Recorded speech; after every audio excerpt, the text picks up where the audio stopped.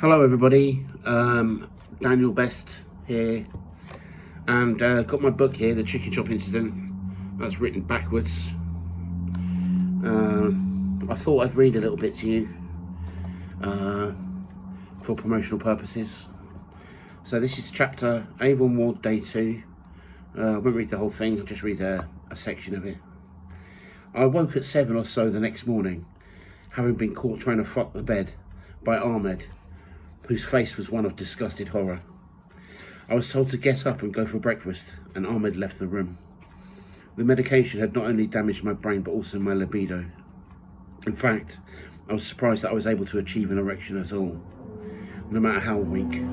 As I pulled on my jeans, Mina was standing outside my door, giving orders to someone down the hall, and I thought twice. I thought about giving her a glimpse of my penis, then thought twice. I sat on the bed. A small, bald Italian nurse came in with a pot of clear liquid. "Medication time," he said. "I don't want it," I whined, now all the wiser to its effects. "Oh, you don't want it?" he said. "No thanks," I said, waving my hand. "Okay, suit yourself," said the nurse, and he walked off. Was it really that easy, I thought. If only I did that yesterday.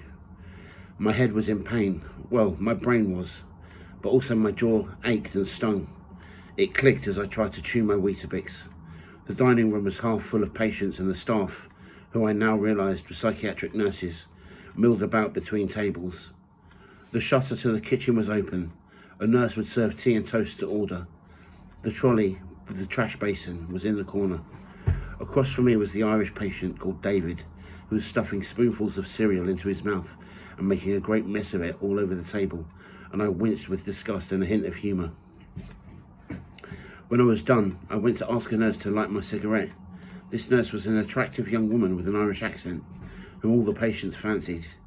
She had a lighter in her hand, but then, rather than spark the cigarette with it, she proceeded to place it in her top shirt pocket that was right over her pleasingly large left breast. Strange behaviour, I thought, then smiled as I addressed the reason for it. She wants me to reach into her top pocket so that she can report me to the authorities for sexual misconduct. Very clever, I thought. Yet she was not able to pin that crime on me. No. I asked again for a light and she took it out, and I was sparked. The cheeky bitch, I thought. I wandered from room to room, from smoking room to bedroom and back. There's not much else to do on the ward other than that. And my head was painfully tense, and I walked from the bedroom and became aware of 3 or 4 rather large men in blue t-shirts and jeans gathering in the hall. They looked like builders and certainly weren't patients or nurses. At the entrance to my bedroom's wing, a man approached me. He was older, with white hair and skin, with an Irish accent. He introduced himself as the hospital manager. "How are you feeling today?" he inquired. "Very, very angry," I answered with a grimace. I wasn't. In fact, I was trying not to appear too amused and was actively and deliberately trying to seem as angry as I thought I should be under the circumstances of the events last night. The hospital manager went away with flighty importance, and I went over to stand with the large men. "You look like you've been working out," I mentioned to one of the shorter, stockier men by way of starting a conversation. He said something under his breath in an Irish accent, and I was slightly confused. Just then I thought I could smell a fart, and blaming the short, stocky man, I walked away into the day room.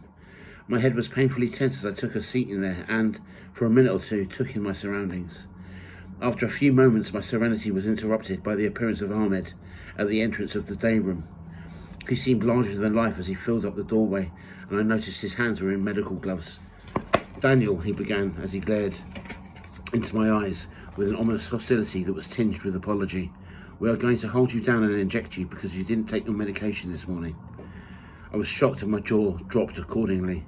I was standing by now and began to search about me for a way out, but of course by now I was used to losing. The day room was about 25 feet long, and I ran helplessly to the back of it. There was one doorway that led onto an outside space, but it was locked. Next to that there was a square window that was open, but only did so to the measure of 2 or 3 inches.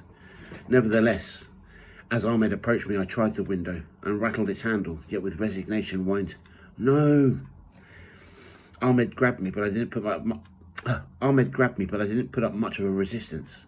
Yes, I struggled, perhaps out of his grasp at one instance, but then the 4 Irishmen must have got involved, because I was lifted off my feet and dragged into the hall of the ward, shouting, "Fuck off," I shouted.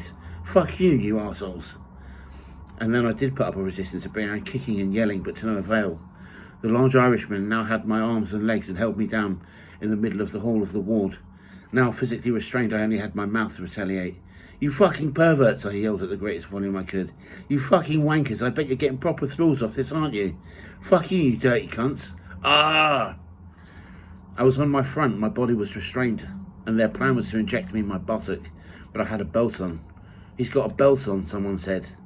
It is in fact the case that their decision was to break the belt by yanking from either side, and soon they had ripped down my jeans. I yelled and shouted, "Perverts, this is your job, is it?" The next thing I knew, my backside was jabbed, and I felt a familiar disappearance of thoughts and an influx of chemical docility. But since it was familiar, it wasn't as bad as last night. I was exasperated as the men lifted me some more, and I was carried further down the hall to the room in which I was left when I first arrived here. It was the plastic room, and they called such a place the seclusion room. I could smell the plastic as they dragged me in there. The men held me down, and with the kind of conduct that is the reserve of policemen and dangerous criminals in a cell, they left them at once. I turned around to see the white-haired hospital manager slowly closing the door. With an instinctive impulse, I tried to get up quickly and escape, but the manager slammed the door and locked it, and peered through the small window, then went. I had lost again, and to make matters worse, I was, in fact, locked in what I now realised was the rubber room. In earlier times, this type of room would have padded cushion walls. Today they were made of plastic. There was a plastic-covered foam chair, and there was a plastic-covered foam mattress, and the room was about 10 feet square, and there was a high and tiny reinforced window near the ceiling for light, and there was a ventilation shaft to its right. After 5 minutes, I was investigating the shaft for weaknesses, standing on the chair, and noticed its cover was fixed by screws whose heads were designed with 2 small holes rather than a cross, and wondered what would unscrew them. Realising my jeans zipper tab would do the trick, I tore it from the main metal part and tried to undo the screws. "Get down from there, Daniel," said a voice behind me. It came from a speaker in the upper corner of the other side of the room. There was a security camera pointing at me from behind a circle of glass. I got down anyway, it being a fruitless endeavour, as if I was going to escape through a ventilation shaft. My head was painfully tense, and I lay on the blue plastic-covered foam mattress and wondered, as much as my mind would allow me to wonder, what in the fuck happened in my life that I ended up in the padded room of a psychiatric hospital. Well, there you have it. The Chicky Chop incident. Buy it.